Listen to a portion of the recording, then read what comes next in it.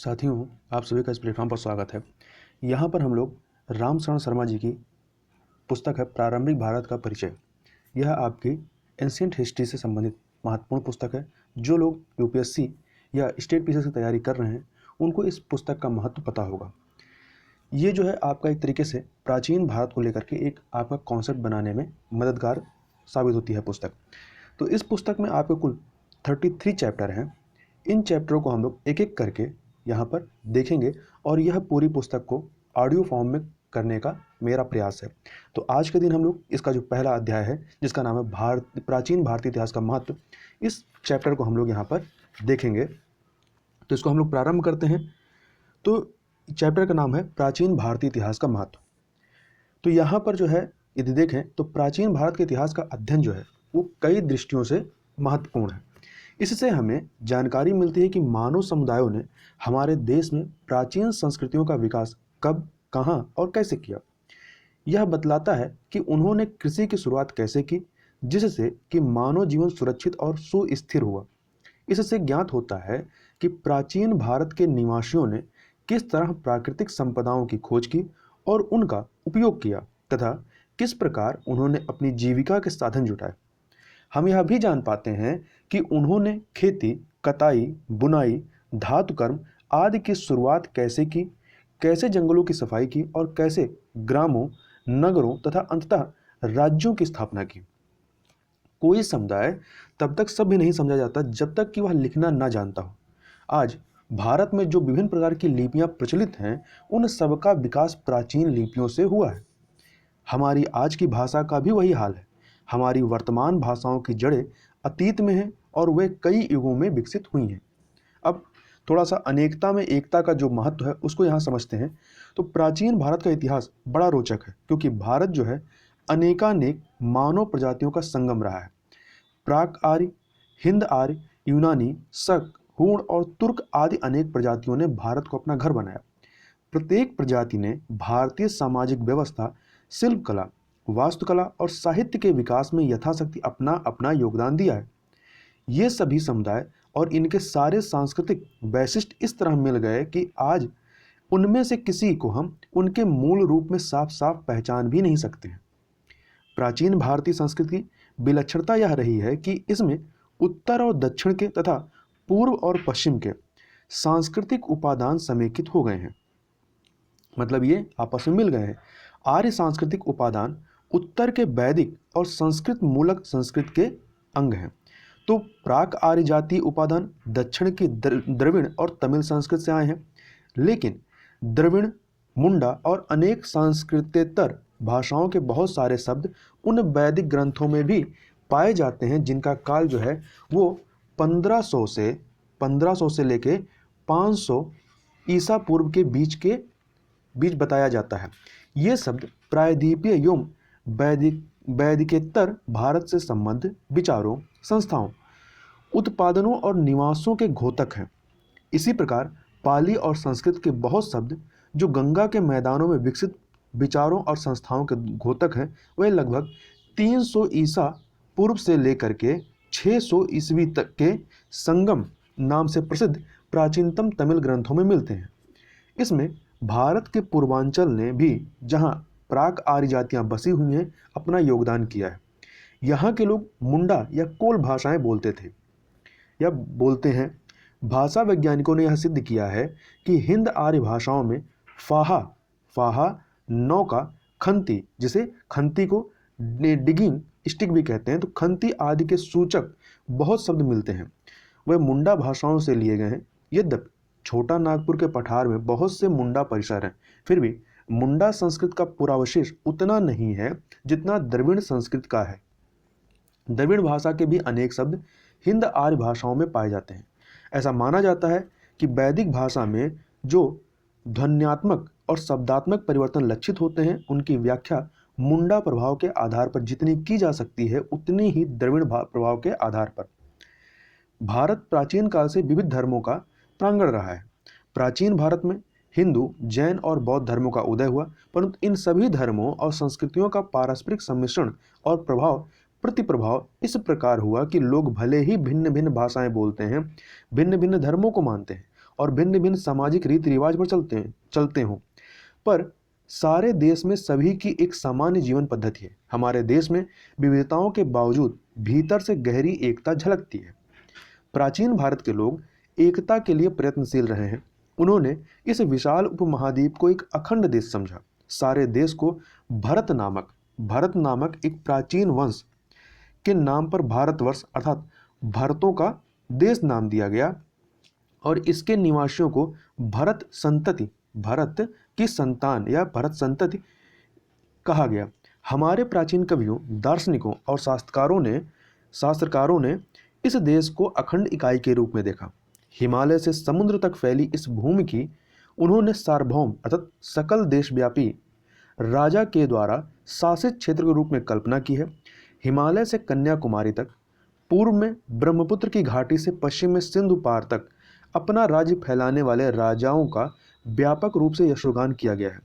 ऐसे राजा चक्रवर्तिन कहलाते थे। देश में इस प्रकार की राजनीतिक एकता कम से कम 2 बार प्राप्त हुई थी। पहला, ईसा पूर्व तीसरी सदी में अशोक ने अपना साम्राज्य सुदूर दक्षिणांचल को छोड़ सारे देश में फैलाया था। फिर ईसा की चौथी सदी में समुद्रगुप्त जो कि गुप्त साम्राज्य का था और अशोक मौर्य वंश के थे, तो चौथी सदी में समुद्रगुप्त की विजय पताका गंगा की घाटी से तमिल देश के छोर तक पहुंची। 7वीं सदी में चालुक्य राजा पुलकेशिन ने हर्षवर्धन को हराया, जो कि संपूर्ण उत्तर भारत का अधिपति माना जाता था। हर्षवर्धन को उत्तर भारत का अधिपति माना जाता था और राजा पुलकेशिन दक्षिण के थे। राजनीतिक एकता के अभाव की स्थिति में भी सारे देश में राजनीतिक ढांचा कमोबेश एक जैसा रहा। विजेताओं और सांस्कृतिक नेताओं के मन में भारत का भान जो है अखंड भूमि के रूप में ही हुआ। भारत की इस एकता को विदेशियों ने भी सकारा है। वे सर्वप्रथम सिंधु तटवासियों के संपर्क में आए और इसलिए उन्होंने पूरे देश को ही सिंधु या इंडस नाम दे दिया। ईरानी भाषा में हिंद शब्द जो है संस्कृत के सिंधु से निकलता है। ईरानी भाषा में हिंद शब्द जो है वो संस्कृत के सिंधु से निकलता है। इस शब्द का प्रयोग 6ठी सदी ईसा पूर्व के ईरानी अभिलेखों में सिंधु क्षेत्र के लिए किया गया है। तो इस बात को याद रखिएगा। कालक्रम में हमारा देश इंडिया के नाम से मशहूर हुआ, जो इसके यूनानी पर्याय के बहुत निकट है। यह फारसी और अरबी भाषाओं में हिंद नाम से विदित हुआ।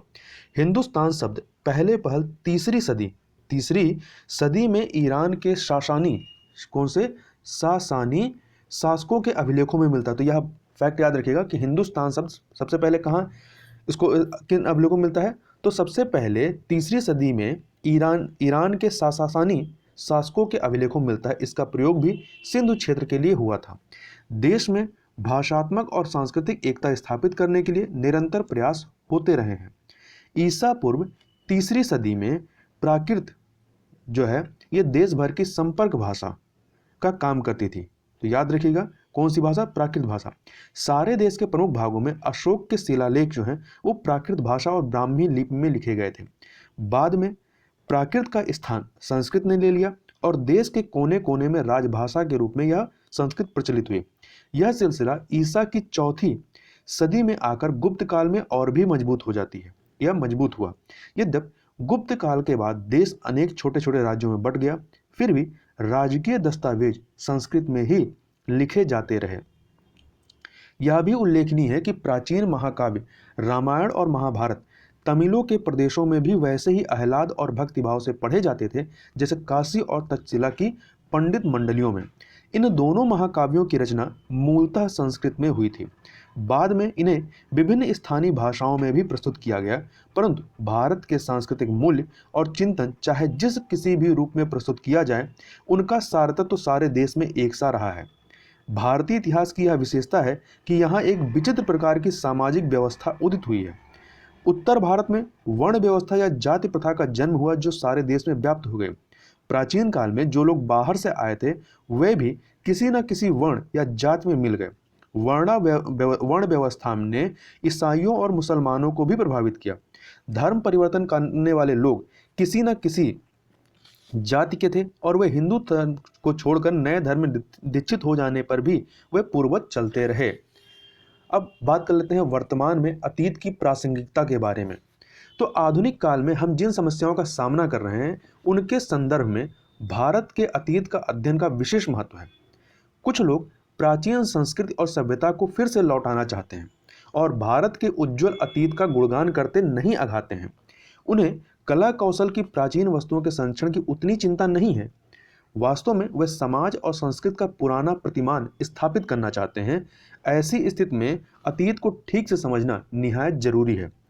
बेशक प्राचीन भारत के लोगों ने जीवन के विभिन्न क्षेत्रों में प्रगति की, पर केवल अतीत की प्रगति के बल पर ही हम आज के ज्ञान विज्ञान की उपलब्धियों का मुकाबला नहीं कर सकते हैं। इसमें संदेह नहीं है कि प्राचीन भारतीय समाज में सामाजिक अन्याय व्याप्त था।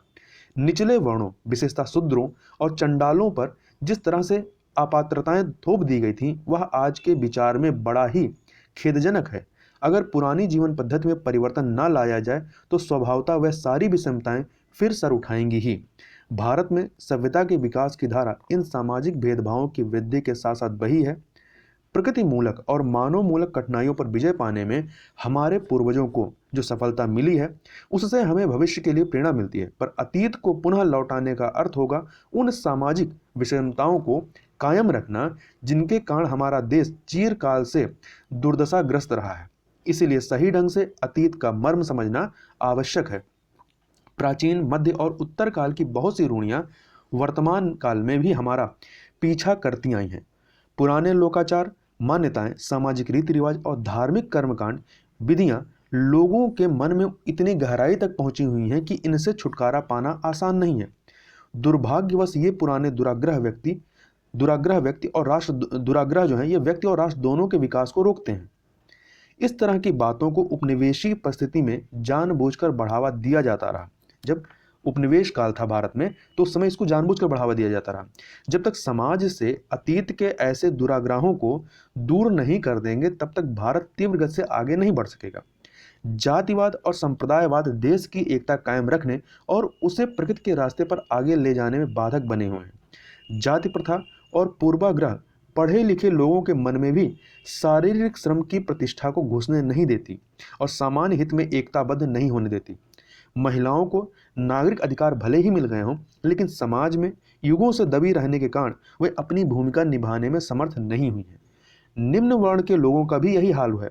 प्राचीन भारत के अध्ययन से हम तह में बैठकर पता लगा सकेंगे कि इन दुराग्रहों की जड़ें कहाँ हैं। हम उन कारणों को ढूंढ निकाल सकेंगे कि जिन पर जाति प्रथा और महिला की पराधीनता टिकी हुई है और संकीर्ण संप्रदायवाद को बढ़ावा मिल रहा है। अतः प्राचीन भारत का इतिहास केवल उन्हीं लोगों के लिए प्रासंगिक नहीं है जो जानना चाहते हैं कि अतीत का वह उज्जवल स्वरूप क्या है जिसे कुछ लोग फिर से लौटाना चाहते हैं, बल्कि उन लोगों के लिए भी है जो देश की प्रगति में बाधा डालने वाले तत्वों को पहचानना चाहते हैं। अब यहाँ पर यह चैप्टर समाप्त होता है। थोड़ी चीज़ें और बात कर लेते हैं जो कालक्रम के बारे में बात की गई, जैसे कि 1500 ईसा पूर्व से लेकर 500 ईसा पूर्व में इस समय वैदिक मूल ग्रंथों में द्रविड़ और असंस्कृत शब्दों का उल्लेख होता है और 300 ईसा पूर्व से लेकर 600 ईस्वी तक संगम इतिहास रहा है और 3री शताब्दी ईसा पूर्व में लोक भाषा के रूप में प्राकृत भाषा का प्रचलन होता है अशोक के काल में। वहीं 3री शताब्दी ईस्वी में जो हिंदुस्तान शब्द का प्रयोग होता है ये ईरान के जो सासानी जो राजा थे या शासक थे उनके अभिलेखों में मिलता है और 4ठी शताब्दी ईसा पूर्व 4ठी शताब्दी ईस्वी और उसके बाद जो है राजभाषा के रूप में संस्कृत का प्रयोग होता है। तो ये कुछ यहाँ पर फैक्ट भी थे। तो यहाँ पर ये चैप्टर समाप्त होता है। तो इस वीडियो में बस इतना ही। मिलते हैं नेक्स्ट चैप्टर के साथ नेक्स्ट वीडियो में, तब तक के लिए बहुत बहुत धन्यवाद।